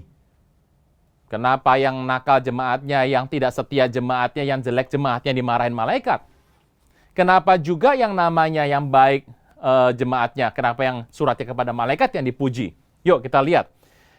Saudara Tuhan, dari kisah ini kita akan membaca langsung masuk berikutnya adalah Efesus 6. Efesus ke-6, kita lihat ayat yang ke-11. Kitab Efesus ke-6, ayat yang ke-11. Kenakanlah seluruh perlengkapan senjata Allah supaya kamu dapat bertahan melawan tipu muslihat iblis. Jadi kenakanlah seluruh segenap senjata Allah. Senjata Allah milik Allah, bukan milik manusia. Senjata Allah itu milik Allah. Dikatakan di sana, supaya kamu dapat bertahan melawan tipu muslihat. Kekuatan dari iblis itu tipu muslihatnya. Tipu muslihat itu yang kadang-kadang menjatuhkan manusia. Karena kalau melawan manusia kita dengan nama Tuhan Yesus sudah cukup untuk mengalahkan. Tapi yang repot adalah tipu muslihat yang dibuat di Taman di Eden. Teruskan. Karena perjuangan kita bukanlah melawan darah dan daging, tapi melawan 1. Pemerintah-pemerintah, 2. Penguasa-penguasa, 3. Penghulu-penghulu dunia gelap. Nah, dikatakan melawan roh-roh jahat di udara. Saudara Tuhan, ternyata kuasa gelap itu ada levelingnya. Yang pertama adalah pemerintah-pemerintah, kedua penguasa, ketiga penghulu, yang keempat adalah roh-roh jahat. Ini penguasaan atas apa? Saudara Tuhan, kalau kita melihat yang pertama adalah pemerintah. Ini adalah penguasa-penguasa yang ada atas teritori sebuah negara. Anda ingat Daniel berpuasa 21 hari. Waktu malaikat datang kepada dia, dan malaikat kemudian berkata kepada Daniel, ini terima berkat dari Tuhan. Oke, aku mau cerita nih. Tadi aku ke sini, aku dicegat sama penguasa Persia, Raja Persia. Dan setelah aku selesai dari sini, nanti aku pulang, aku dicegat sama Raja Yunani. Untung malaikat Mikael bantu aku dan menahan Raja Persia. Tapi nanti aku pulang ke sana, ketemu sama Raja Yunani. Pertanyaannya, Daniel itu kan hari itu di Irak ya. Kalau Anda tahu Irak sekarang itu di tengah antara Persia dan Yunani. Jadi waktu malaikat itu mau datang kepada Daniel, ditahan sama penguasa negara. Setiap negara tuh ada penguasa kuasa gelapnya. Makanya masalah tiap negara beda-beda. Jawab saya Bapak Ibu, kenapa yang namanya narkoba di semua negara ada ya? Tapi yang besar itu adanya adalah di Amerika Latin, Meksiko, dan di segitiga emas. Di semua negara ada. Kenapa negara yang isinya berantem, ancur-ancuran, itu lagi adanya di Afrika? Kenapa yang namanya narkoba adanya itu lagi. Kalau Anda melihat negara-negara tertentu, kalau kita melihat komunis, negaranya tertentu itu saja. Tidak dibangun di tempat lain. Pertanyaannya, kalau begitu, kenapa kalau kita melihat sebuah bencana kemiskinan, penyakit, adanya di tempat itu lagi? Pak, kalau Singapura bagaimana? Kalau Singapura sama yang namanya Perancis, itu roh belanja yang ada. Ya. Jadi setan belanja yang ada. Orang ke sana pengennya belanja aja. Tiap negara itu sudah punya penguasa-penguasanya. Saya nggak pernah tahu kisah ini. Dulu waktu saya masih kecil, orang tua saya memang ada pekerjaan yang seringkali orang itu santet. Kan nggak suka ya. Jadi ada orang nggak suka kemudian kirim santet. Ya, kita bisa ngatasi itu semua. Tetapi satu hari kalau udah mulai nggak enak, saya nggak tahu apakah orang tua saya, dulu ayah saya punya teman para orang-orang paranormal atau ahli-ahli nujum, saya kurang tahu. Tetapi ada sebuah kata-kata yang sering diucapkan bahwa kalau udah ngerasa nggak enak, berangkat tuh. lewat laut, melewati laut, keluar teritori negara, terus balik lagi. Dulu saya pikir sebagai ini cuma olok-olok belaka. Sekarang saya baru tahu ternyata kuasa gelap ada teritorinya. Jadi kalau sudah lewat teritori itu, yang namanya dukun pun ada teritorinya, Bapak Ibu. Makanya skopnya ada. Dari sini kita bisa melihat ada pemerintah-pemerintah. Yang kedua melawan penguasa. Penguasa ini bicara mengenai sebuah provinsi, region, provinsi. Bapak Ibu, kita lihat Indonesia pada zaman yang dahulu saja. Sebuah contoh, pertanyaannya adalah, kenapa yang namanya prostitusi terbesar di Asia Tenggara adanya Jawa Timur? Dulu, udah bubar ini. Kenapa yang namanya pemberontakan, keributan, kerusuhan, tempatnya itu lagi, itu lagi, itu lagi? Kenapa masalah sebuah provinsi akan berulang dan berulang di situ lagi, situ lagi, situ lagi? Setiap bagian wilayah itu ada penguasanya. Teruskan. Dan penghulu-penghulu tiap kota. Bapak Ibu, kalau Anda melihat dengan jelas, anggaplah sebuah kota Bandung. Paris Van Java. Ada rel kereta api di tengah. Ada rel kereta api di tengah. Ini sebuah kota ini. Ada rel kereta api di tengah. Kita tahu pertanyaannya yang sering kena banjir di sini. Jawab saya, kenapa secara sekilas ekonomi yang utara lebih bagus daripada yang selatan? Anda mungkin bilang begini, oh ada Bandung Lautan Api Pak. Ya, toh. Itu pernah dibakar semuanya. Jadi mungkin oke, itu jawabannya. Halo-halo Bandung itu loh. Pertanyaannya adalah kenapa berbeda? Di masa yang lalu, Jakarta ada utara, selatan, timur, barat, dan pusat. Semua tempat ada narkobanya, tapi kenapa di tempat tertentu ada itu lagi, itu lagi, itu lagi? Kenapa yang namanya prostitusi lebih banyak di sebuah tempat? Kekerasan ada di sebuah tempat. Daerah kurang agak menengah, kenapa di sebuah tempat tertentu? Kenapa korupsi di tempat tertentu saja? Jawabannya adalah itu. Jadi sebuah kota itu ada. Makanya setiap daerah itu selalu ada tempat-tempat yang dimana kuasa gelap itu memegang. Yang terakhir adalah roh-roh jahat di udara. Ini yang paling gampang diusir Bapak Ibu. Roh jahat ini paling gampang diusir dimanapun. Cuma saking banyaknya, kadang-kadang senewen sendiri. Ini yang kalau orang dengar khotbah seringkali ngelantur pikirannya, ngantuk, gitu. Yang sering bikin sakit hati, prasangka buruk sama orang yang begini. Ini yang biasanya main di dunia medsos yang begini nih, Bapak Ibu nih. Gampang diusir, tapi saking banyaknya senewan sendiri. Nah, kuasa gelap itu ada tingkatan level-levelnya. Nah, ini coba kita lihat sebentar, apa yang terjadi. Kita buka sebentar firman Tuhan dalam 2 Korintus 10. Apa yang dibuat dalam perilaku mereka. 2 Korintus 10 ayat yang keempat. Sebab senjata kami dalam peperangan, perjuangan, bukanlah senjata duniawi. Bukan mitralyur, bukan senapan, pistol, granat, bukan tank, bukan barakuda, bukan pesawat tempur, kabar induk perang, bukan. Melainkan senjata yang diperlengkapi dengan kuasa Allah. Kita menggunakan senjata Allah, milik Allah, yang ada kuasa Allahnya. Dikatakan di sana adalah yang sanggup meruntuhkan apa? Benteng-benteng. 2 Kor 10 ayat 4. Benteng-benteng. Bapak Ibu ini orang. Orang tuh kalau hidupnya tidak berjaga-jaga, akan ada benteng dalam hidupnya. Bapak Ibu, coba renungkan sebentar pemikiran ini. Tuhan tuh kalau kasih berkat, anggaplah berkatnya ini. Buat saya, kasih berkat buat saya. Tidak bisa loh kuasa gelap itu mengambil ini dan menghancurkan ini. Ini dari Tuhan. Tuhan berikan kepada saya melalui malaikatnya lah. Dikirim. Iblis itu nggak bisa merusak ini. Kenapa? Karena ini milik Tuhan, ini buat saya. Dia bagaimana cara menahan ini? Menghancurkan, memotong ini nggak bisa. Karena ini adalah Tuhan yang punya. Nggak berani Bapak Ibu iblis seperti itu. Tapi iblis tahu, waktu saya berdoa Tuhan kasih berkat, akan dipakai cara untuk menahan ini, diulur waktunya supaya tidak tiba kepada saya tepat waktu. Supaya ini dikirim kepada saya dengan terlambat. Karena orang biasanya kalau sudah dia berdoa, nggak dijawab sepertinya, imannya berubah karena kecewa. Nah, iblis tahu tuh.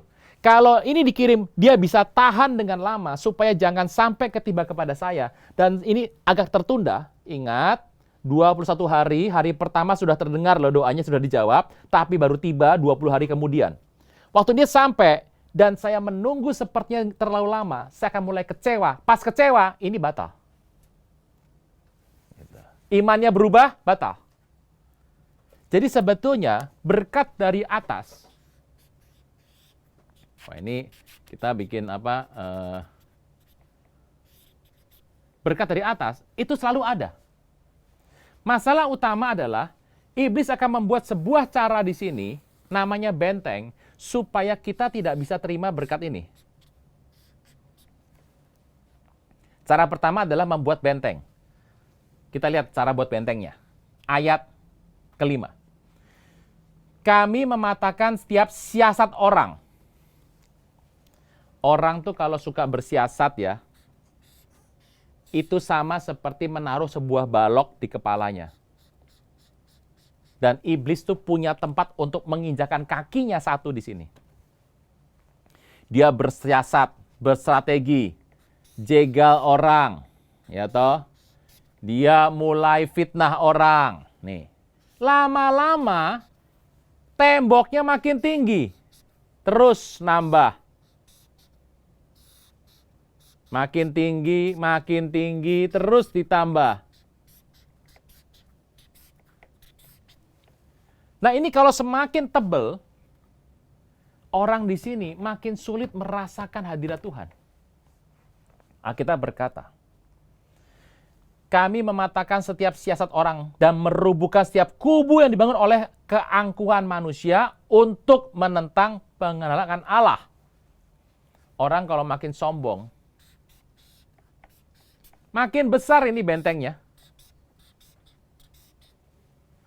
Pak, ayo kita ibadah yuk Pak. Hari gini cari Tuhan supaya hidupnya lebih bahagia, sejahtera dan ngerti tuntunan Tuhan. Mau ngapain ke gereja? Ya ketemu Tuhan Yesus untuk terus kita bisa menyembah Tuhan, berkumpul bersama-sama saudara seiman. Aku nggak butuh Tuhan Yesus. Ucapan seperti itu ucapan sombong. Ucapan tidak mau mengenal Tuhan akan menambah yang namanya batu-batu pembuat benteng. Teruskan. Dan menaklukkan kepada Kristus, ayat 6. Kami menawan segala pikiran. Waduh, pikiran jahat. Pikiran yang porno. Itu semua di sini akan membangun benteng yang lebih tinggi dan lebih kuat lagi. Kita berkata ayat 6. Kami juga siap sedia untuk menghukum setiap kedurhakaan. Bila ketaatan kamu telah menjadi sempurna. Bapak Ibu, kalau ada orang di bawah Anda yang dipercayakan sebagai tanggung jawab Anda, dan ada kedurhakaan, engkau dan saya bertugas loh Bapak Ibu. Pertama, seorang ayah itu mendisiplinkan. Ya, kalau ada kejahatan, ya didisiplinkan. Kalau enggak, nanti jadi presiden buruk. Ya, kalau yang namanya semua pencurian uang itu dimaafkan, saya beritahu, nggak berapa lama lagi uang Anda habis dicuri.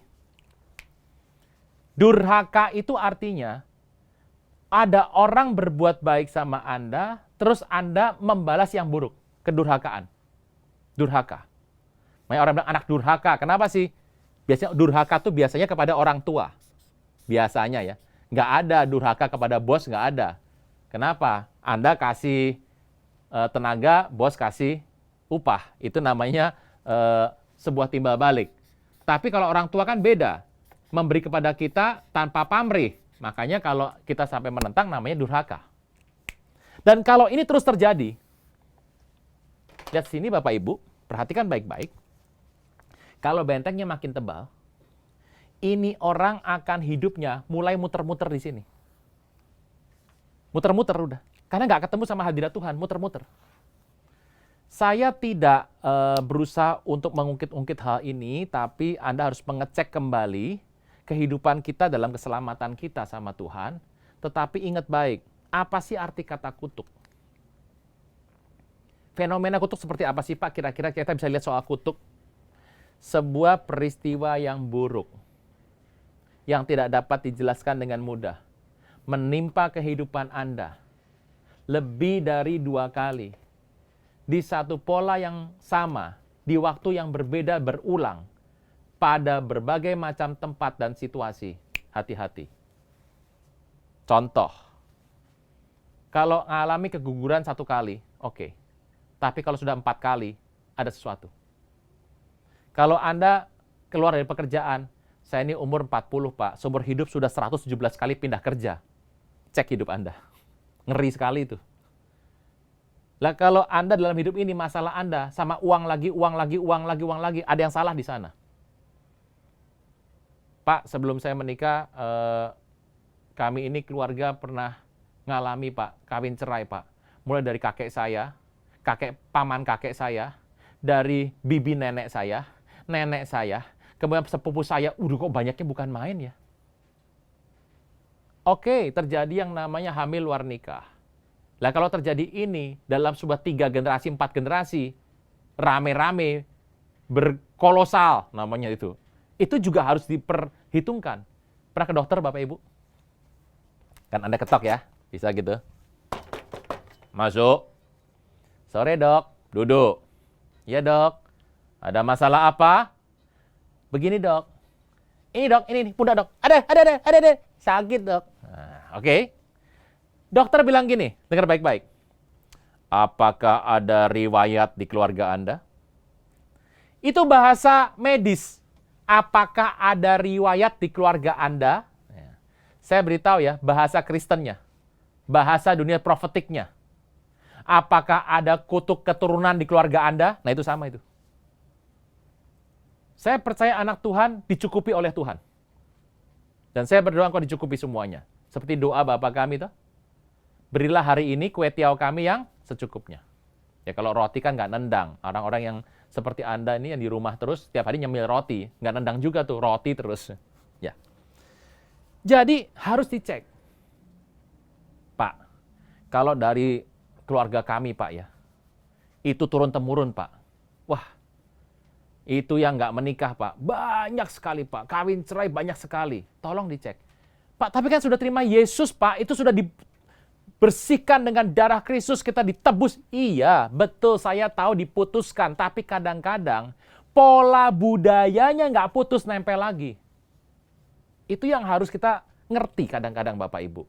Nah, kita harus melihat ini kalau sudah penuh begini, kalau sebuah kota sudah begini, saya beritahu, itu kota isinya korupsi, kejahatan, narkoba, prostitusi, pencurian, perampokan, semua di situ. Ini kalau sebuah keluarga ngalami begini, ini ancur-ancuran di keluarga ini. Karena apa? Tertutup. Kalau yang namanya pribadi seperti ini, muter-muter hidupnya segitu, muter-muter.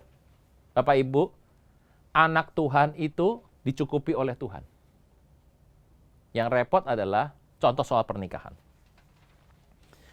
Ada orang yang memang tidak menikah karena demi untuk Tuhan. Paulus setelah istrinya meninggal tidak menikah lagi. Pemimpin rohaniwan Katolik, Romo dan pastor tidak menikah. Biarawati, suster tidak menikah. Kenapa? Untuk Tuhan. Sebuah dedikasi untuk Tuhan. Bisa. Yang kedua adalah karena memang lahir sudah demikian. Ada cacat bawaan, handicap tertentu sehingga memang dia tidak bisa menikah. Alkitab yang bilang ini. Yang ketiga, karena dibuat oleh orang lain. Apa tuh misalnya? Dikebiri, kemudian kecelakaan, dalam peperangan mengalami penyiksaan, atau mungkin diputus pacar, kecewa, nggak mau nikah seumur hidup. Nah itu bisa juga Bapak Ibu. Kan dibuat oleh orang lain pokoknya. Itu campuran begitu. Tapi kadang-kadang kita harus melihat, kalau itu pola berulang dan berulang, harus diwaspadai. Nah kalau ini bentengnya tidak diselesaikan dengan baik, maka bentengnya akan mulai menjadi benteng yang besar. Nah, ini mulai begini bentengnya. Kalau sudah begini ada menara penjaganya Bapak Ibu, udah tanpa jendela lagi nih. Kemudian muncul benteng lagi. Mulai panjang bentengnya. Nah, menara penjaganya keluar. Kemudian mulai menara-menara kecilnya dibangun. Nih kalau sudah begini Bapak Ibu, repot semuanya. Repot semuanya. Nah, saudara Tuhan, akibatnya muter-muter di sini. Kalau sebuah tempat, kota, ngalami begini, banyak pembunuhan tidak terungkap. Banyak kekerasan yang terjadi. Dan kalau sampai ini ada dalam kehidupan rumah tangga Anda, berantakan hidup. Akibatnya orang di sini tidak mengalami sebuah terobosan. Akan berputar-putar hidupnya, berputar-putar di sini. Apa yang bisa dibuat kalau orang mengalami seperti ini? Yang pertama ya berdoa. Ya, berdoa. Alkitab menulis bagaimana berdoanya. Yuk kita lihat firman Tuhan. Yaitu 1 Korintus 14. Ada tipikal orang kalau di tempat ini. 1 Korintus 14. Ayat yang ke-9.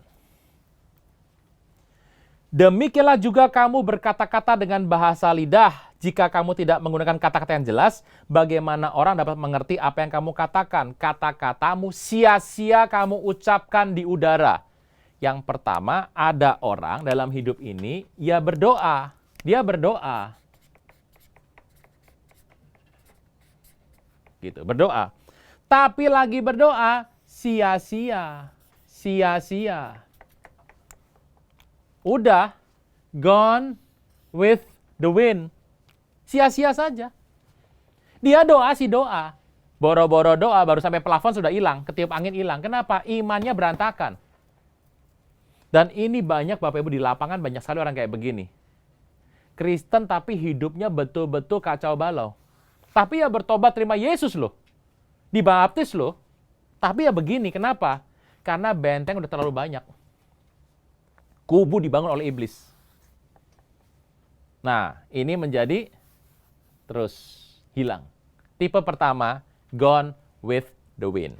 Berikutnya, kita lihat firman Tuhan dalam Yakobus 4.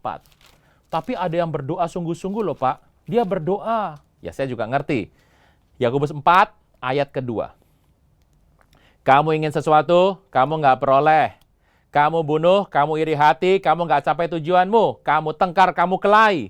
Kamu tidak peroleh apa-apa karena kamu tidak berdoa.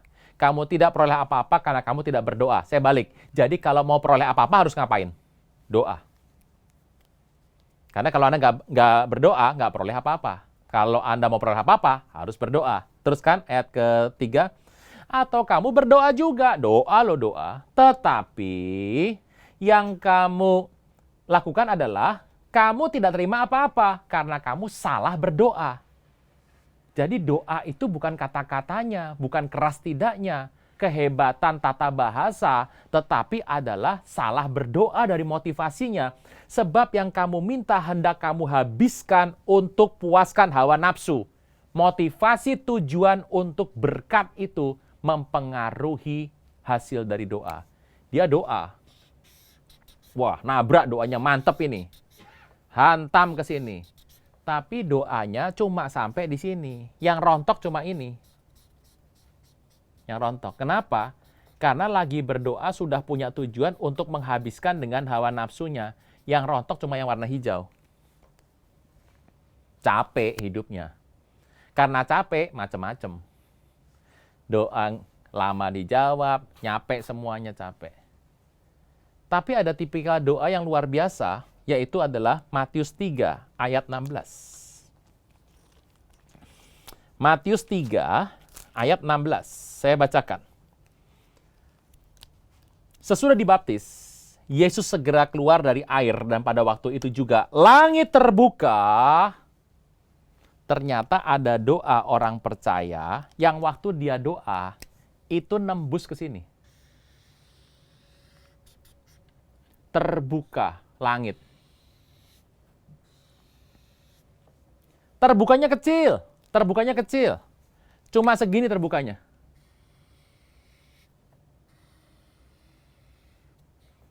Tapi tembus. Tembus. Ini namanya hidup di langit terbuka. Nah, saya berdoa, engkau dan saya ngalami seperti ini. Nah, orang yang hidup di langit terbuka, anugerah Tuhan itu turun.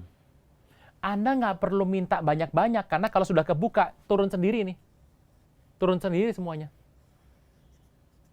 Makanya unik seperti Ishak. Ini bukan Bogor ya, ini Timur Tengah nih. Di Timur Tengah. Waktu dia itu menggali sumur, air keluar. Kalau di Bogor gali sumur keluar air biasa Bapak Ibu. Ini bukan Indonesia, ini adalah Timur Tengah. Dia tiap kali buka sumur, air keluar seperti air ikuti dia.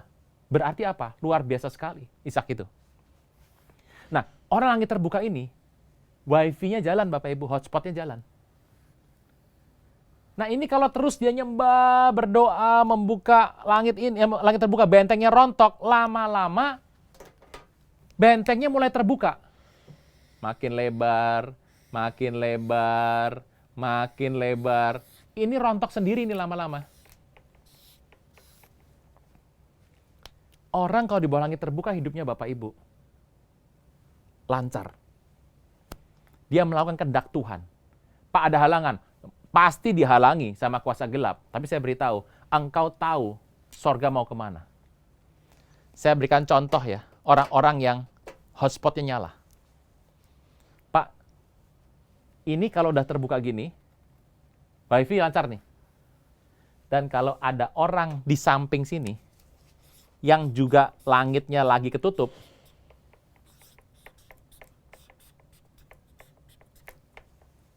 yang kita tutup, yang terjadi adalah dia bisa nebeng hotspot ke sini.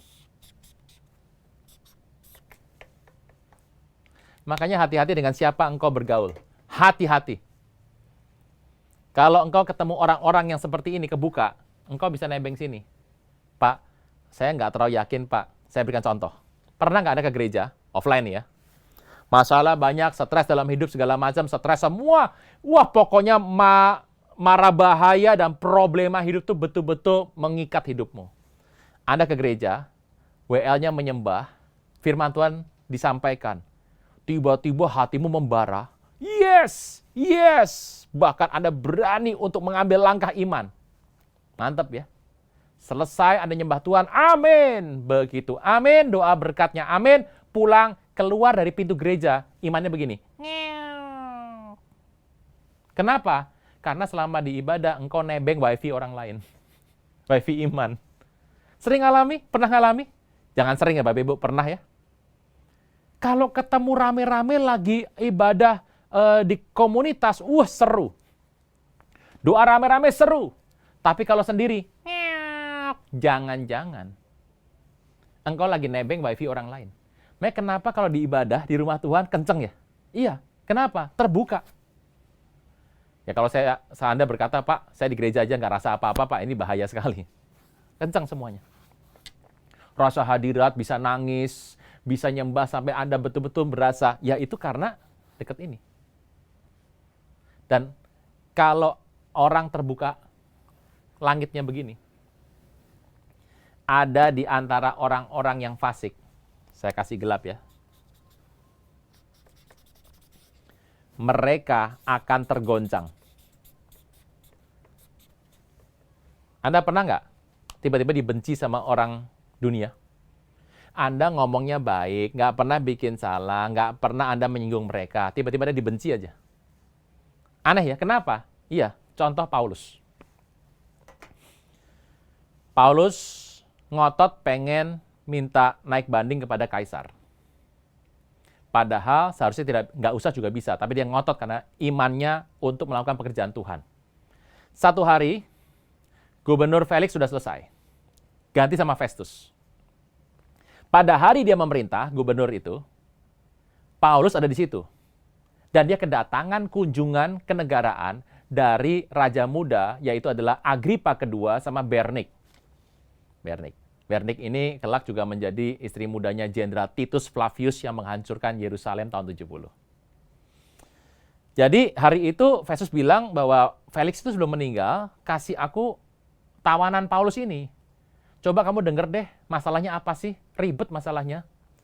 Alkitab mencatat, Paulus dipanggil datang ke mahkamah itu di depan Bernik, di depan Agripa II, dan di depan Festus. Paulus cerita mengenai penginjilan dan Tuhan Yesus. Itu yang namanya Agripa ini kan Herodes, orang Edom ini.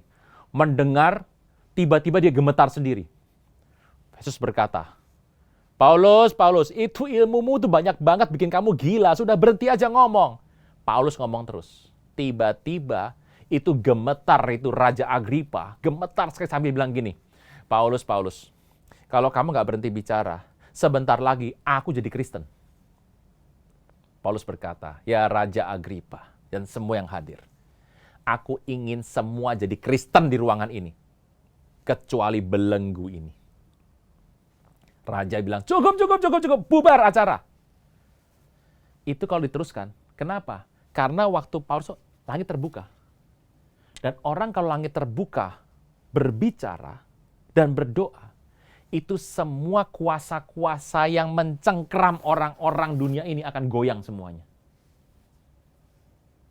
Makanya kenapa sih di rumah tangga kita perlu menyembah Tuhan, lagu-lagu sorgawi? Ya seperti itu. Bapak Ibu, langit terbuka. Nah, salahnya manusia adalah setelah langitnya terbuka, baru terbukanya sedikit. Dia sudah minta macam-macam. Aku ingin begini, aku ingin begitu, ingin ini, ingin itu. Banyak sekali. Dia mintanya macam-macam. Anda bisa bayangkan, baru terbuka sedikit loh. Mintanya apartemen, gimana masuknya? Analogi ya. Oke. Sekarang kita kembali kepada pertanyaan. Setiap orang itu punya malaikat dan mirip sama kita. Itu gimana caranya? Yuk kita kembali kepada Efesus 6. Teruskan, ini kita rangkaiannya panjang sekali Bapak Ibu.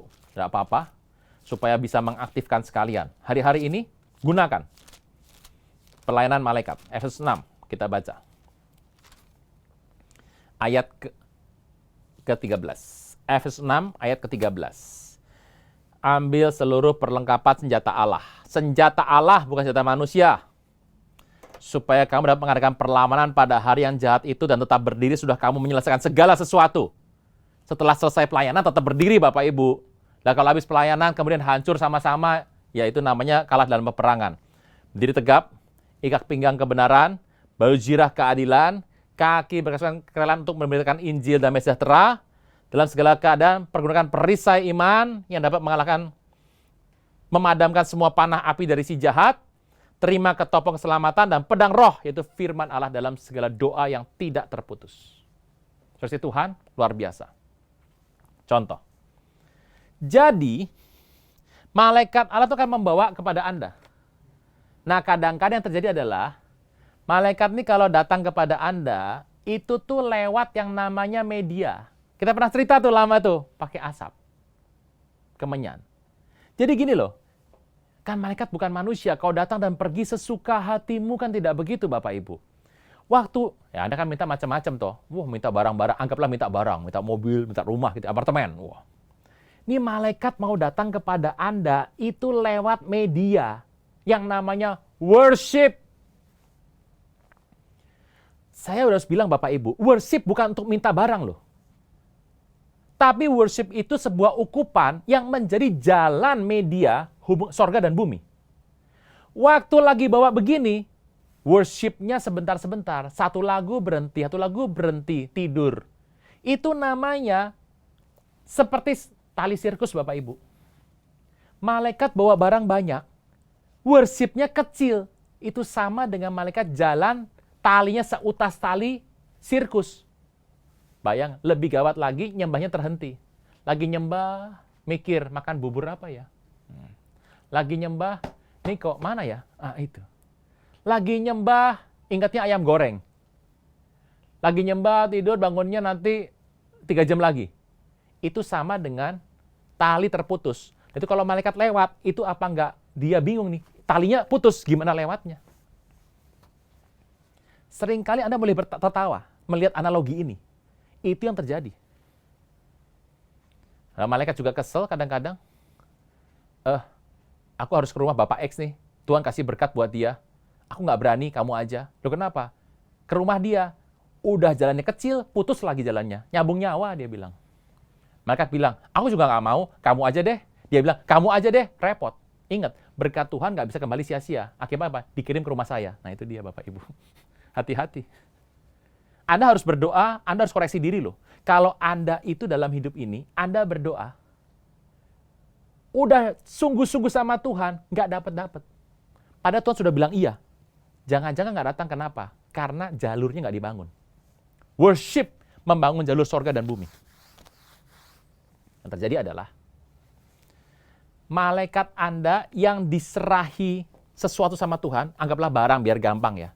Tuhan kasih barang, Anda berdoa Tuhan bilang, oke, malaikat, sampaikan barang ini sama dia. Malaikat Anda yang bawa barang dari Tuhan untuk Anda disampaikan kepada Anda, saya ulang ya, malaikat Anda untuk menjawab ini tadi dua, malaikatmu yang memandang wajah Bapa di surga, minimal satu ya, yang bertugas membawa barang dari sorga atas permintaanmu yang disetujui oleh Tuhan kepada hidupmu, malaikat itu keberadaannya mirip sama Anda. Saya ulang. Malaikat Tuhan dalam hidupmu yang memandang wajah Bapa di sorga, yang bertindak sesuai perintah Tuhan, yang memberikan berkat kepadamu sesuai permintaan yang disetujui oleh Tuhan, yang membawa barang kepadamu, itu waktu dia pergi kepada Anda bawa berkat ini, dicegat apa enggak? Yes, dicegat kuasa gelap. Dan malaikat itu keberadaannya mirip Anda. Jadi, pelan-pelan ya, kalau Anda itu menggunakan ketopong, Anda selamat terima Tuhan Yesus, maka Anda seperti menggunakan ketopong. Siapa yang pakai topong? Malaikatmu pakai topong. Kalau Anda suka baca firman, malaikatmu akan membawa pedang yang besar. Kalau engkau hidupnya adil, adil itu apa sih? Orang kaya, orang kecil, orang besar, orang miskin, Anda perlakukan sama.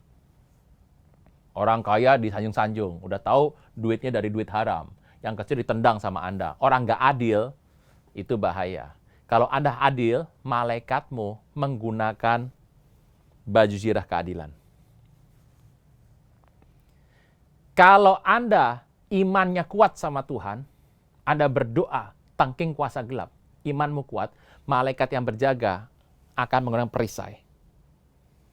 Kalau engkau suka pergi menginjil, kasut malaikat Anda pakai sepatu yang resmi. Kalau hidupmu benar depan Tuhan, malaikatmu akan pakai ikat pinggang.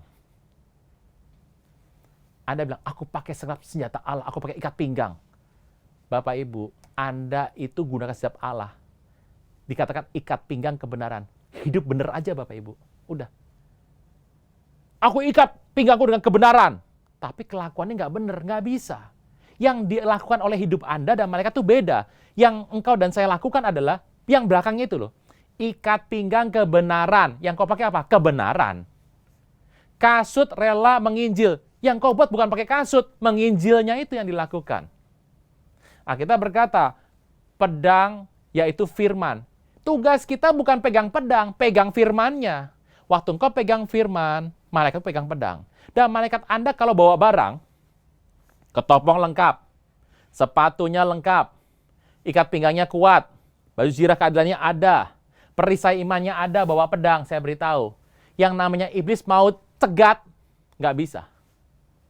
Tapi saya beritahu anak Tuhan, kalau doa begini, aku gunakan selengkap senjata Allah. Saya beritahu, malaikatmu akan mirip dengan engkau. Engkau pakai ketopong, keselamatan, terima Tuhan Yesus. Malaikatmu pakai helm. Tapi saya beritahu, engkau jarang baca firman. Malaikatmu pakai sumpit. Itu dia. Tusuk gigi. Ding, ding, ding, ding, ding, ding, ding. Dicegat sama iblis pasti kalah.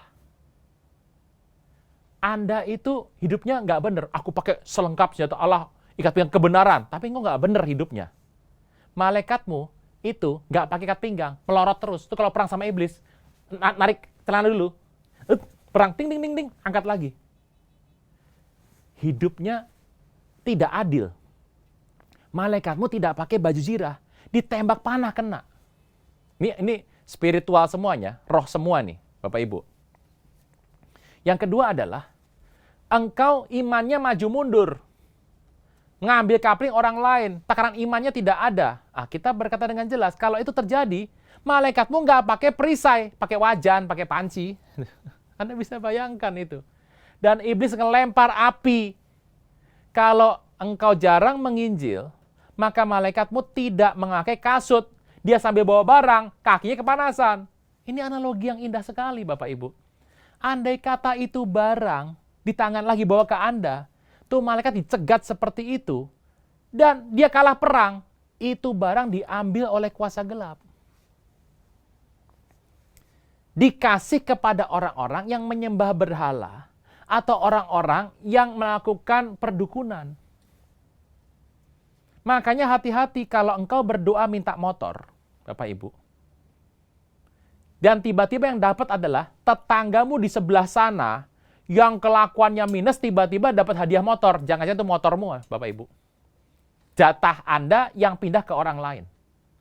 Jadi malaikat itu keberadaannya, malaikat Anda yang membawa barang ini, keberadaannya mirip sama Anda. Sampai sini bisa nangkep Bapak Ibu ya. Saya berdoa Anda merenung ini berkali-kali. Kalau Anda berkata begini, nggak gitu Pak. Ya saya mau tanya bagaimana yang benar. Jadi renungkan sebentar, membuka jalan. Terjawab semua ya. Jadi Tuhan tuh tinggal lihat malaikatnya saja. Malaikat di Efesus, Smyrna, Pergamus, dia tinggal lihat malaikat. Karena kondisi malaikat itu menggambarkan kondisi jemaatnya.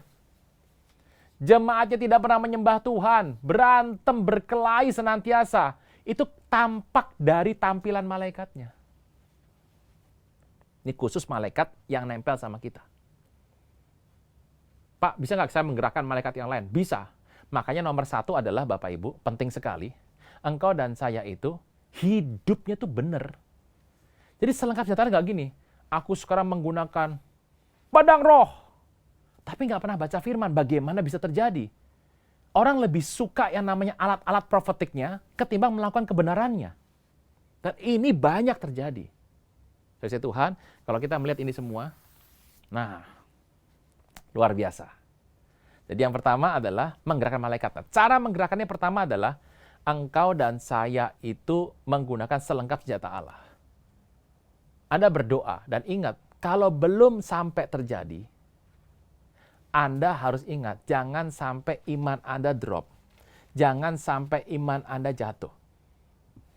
Saya punya kebiasaan, malaikat itu kalau seorang hamba Tuhan kayak saya ya, yang paling penting itu apa? Cari parkir. Ya dong, kalau zaman dulu kan hari Minggu pindah tempat terus, mau pelayanan pindah tempat, cari parkir. Jadi itu tanda kutip adalah pola yang paling gampang dipakai cara cari parkir. Oh, pakai malaikat. Ada orang bilang, gitu-gitu amat. Ya kalau nggak mau pakai nggak apa-apa juga. Tapi saya beritahu, kita dikasih sebuah otoritas untuk menggerakkan malaikat. Jangan berterima kasih kepada malaikat, berterima kasih kepada Tuhan. Saya berikan contoh. Bapak Ibu, ini kejadian belum lama, saya masuk ke sebuah tempat, itu begitu masuk, ini udah kelamaan gara-gara saya diketawain sama istri saya. Kamu nih kelamaan di rumah, nggak kemana-mana, jadi lupa ya ngerakin malaikat. Iya, saya bilang. Saya masuk ke sebuah tempat institusi di negara ini, di Jakarta, karena mengurus sebuah surat. Belum lama, baru minggu lalu. Begitu masuk, saya pikir sepi. Itu parkirannya, gedung penuh, bawah penuhnya luar biasa. Saya perlu putar 5 kali, belum dapat juga. Begitu putar yang kelima, saya ingat, ya, selama ini kenapa lupa saya tidak gunakan pelayanan malaikat. Jadi saya berkata, malaikat Tuhan saat ini, anak Tuhan, Anda sebut nama Anda boleh, mau cari parkir. Malaikat, siapkan tempat yang terdekat dengan pintu keluar. Karena kalau pintu masuk, keluarnya sih jauh lagi nanti. Saya taruh di pintu keluar supaya saya bisa masuk dari ujung sebelah sana. Yang dekat dengan pintu keluar, yang aman, adem. Terima kasih Tuhan Yesus. Udah cukup Bapak Ibu. 5 kali muter. Depan saya juga ngantri. Itu ngantri semuanya cari itu Bapak Ibu. Cari semuanya. Begitu jalan muter, satu kali muter. Tiba-tiba di sebelah tembok yang adem, yang paling deket, yang tadi penuh, tiba-tiba ada satu mobil keluar. Yang unik adalah 2 mobil depan saya yang mencari parkir tidak mau masuk ke sana. Saya masuk dalam hati, aduh salah, kenapa nggak dari tadi? Ini kejadian ini, saya punya kesaksian udah lebih dari 100 kali Bapak Ibu. Itu udah paling gampang. Menggerakkan malaikat, belajar, ucapkan. Tapi ingat, Anda tidak bisa menyembah malaikat. Anda nggak bisa berterima kasih pada malaikat. Anda lakukan saja itu dan berterima kasih pada Tuhan. Saudara Tuhan, belajar dari sekarang. Hal-hal kecil dilakukan. Hal-hal kecil dibuat. Supaya jangan sampai nanti hidup Anda nggak pernah mengalami ini. Saya sudah bilang, di rumah Anda, gereja, wilayah, di kota Anda, ada malaikat penjaga. Satu hari jalan. Kalau hamba Tuhan itu biasanya pindah-pindah tempat, sering kita butuh jalan. Pak, apa selalu berhasil? Tergantung tujuan Anda. Kalau itu dipakai untuk kemuliaan nama Tuhan, untuk pelayanan Tuhan, terbuka. Terbuka semuanya. Bapak Ibu, di masa yang lalu, kalau saya masih dalam offline, saya sering keluar kota. Dan saya itu kalau keluar kota naik pesawat, Bapak Ibu, kadang-kadang, saya tuh butuh tidur di pesawat, gitu, tenang. Jadi, saya selalu masuk, saya beli tiket, nggak pernah pesan segala macam, sesuai dengan apa yang keluar saja. Saya cuma bilang, Tuhan, terima kasih buat yang terbaik, yang Kau pimpin, supaya ini semua bisa melayani dengan baik dan kembali pulang dengan baik tanpa kurang apapun, karena Engkau yang bersama dan menuntun hamba-Mu ini untuk kemuliaan nama-Mu. Selalu begitu. Dan apa yang terjadi? Saya kalau habis pelayanan pulang, naik pesawat sampai hari ini, itu biasanya di pesawat tempat duduk saya, sekitar 90% lebih dari schedule yang saya sering berangkat. Selalu sebelah saya kosong, atau 3 hanya isi 1. Enak loh Bapak Ibu, itu udah kayak pesan tempat 1 slot itu. Duduk sendiri, santai sendiri. Anda bisa bayangkan kalau pesawat itu penuh, orangnya gede-gede gitu. Waduh rasanya. Ini pengalaman seperti ini, pengalaman simple. Tapi belajar dari awal Bapak Ibu. Menggerakkan malaikat. Dan saya berdoa, Bapak Ibu bisa belajar ini semua. Bisa ini? Nah, jadi kalau kita tanya, lalu sebetulnya malaikat itu asal-usulnya bagaimana, Pak? Kita pernah bahas waktu itu. Serafim, satu hari kita lanjutkan nanti dalam pelajaran berikutnya, bagaimana asal-usul penciptaan dunia. Di channel yang lain saya juga pernah membahas kitab Henokh, bagaimana ada 2 beda. Iblis jatuh ke bumi, bumi belum berbentuk dan kosong. Kejadian 1:1. Setelah jatuh, Tuhan membuat pengaturan. Yaitu pengaturan yang ada terang, kemudian ada air dipisahkan atas dan bawah, ada yang namanya darat sama laut dipisahkan. Lalu taman di Eden muncul, pemberontakan di taman di Eden, Adam dan Hawa keluar, punya anak, Kain dan Habil, Habil mati, Kain punya anak, Adam dan Hawa punya anak namanya Set. Terus punya anak terus, sampai kemudian keturunan ke-7 Henokh, setelah itu ada keturunan lagi, Nuh. Kita baca dalam Kejadian 6. Anak Allah melihat anak manusia cantik dan mengambil anak perempuan untuk dirinya sendiri, dan muncullah raksasa.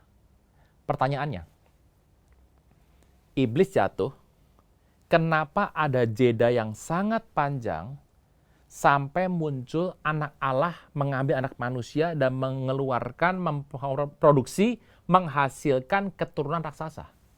Berarti ada 2 beda ini. Ada 2 beda. Ada yang pernah bilang juga, jangan-jangan ini adalah iblis yang jatuh itu. Ini ada banyak teori Bapak Ibu yang kita bisa belajar. Yang pertama adalah anak Allah itu adalah anak-anak keturunan Adam dan Set ke bawah yang mengambil anak-anak di luar keturunan itu, keturunan Kain. Ada yang mengatakan bahwa itu adalah anak-anak dari keturunan Adam, anak Allah namanya, yang mengambil anak-anak manusia yang ada sebelum Adam. Nah, ini ada teori begitu nih. spesies sebelum Adam. Yang ketiga, sesuai kitab Ayub, ini adalah anak-anak adalah malaikat-malaikat yang kemudian melihat anak manusia dan turun ke bumi dan nggak kembali lagi ke atas. Ceritanya masih panjang Bapak Ibu. Kita akan bahas lain kali terkait dengan sejarah awal penciptaan bumi. Kalau kita ngerti dasar ini semua, kita akan kembali sampai nanti di akhir zaman akan lebih jelas. Saudara Tuhan, kisah ini saya tutup. Jadi belajar menggerakkan malaikat. Engkau hidup dengan selengkap senjata Allah. Kebenaran yang diambil. Terima Tuhan Yesus. Menginjil. Hidup benar. Adil dalam bertindak. Pedang roh Anda pegang, yaitu firman Tuhan. Dan iman dijaga senantiasa. Iman timbul karena 3 hal. Pendengaran firman Allah. Yang kedua, berbicara bahasa lidah. Yang ketiga, mengalami proses dalam hidup. Imanmu akan kuat. Jadi bukan sekedar aku angkat pedang, ya bisa, tapi hidupmu harus benar dulu. Hidup saya harus benar dulu. Saya Tuhan, selamat menggerakkan pelayanan malaikat, dan boleh jadi berkat senantiasa. Tuhan Yesus memberkati berlimpah-limpah. Biarlah saat ini Tuhan memberikan pengertian demi pengertian, membuka pikiran, biar langitmu terbuka dalam hidupmu, sehingga engkau melihat perbuatan surgawi terjadi, mempercepat gerakmu. Karena kami tahu waktunya sedang akan berakhir. Dan mereka yang bergerak bersama dengan pelayanan malaikat akan menyelesaikan cepat tugas Tuhan sampai Tuhan datang menjemput kita. Di dalam nama Tuhan Yesus, yang percaya boleh berkata, amin.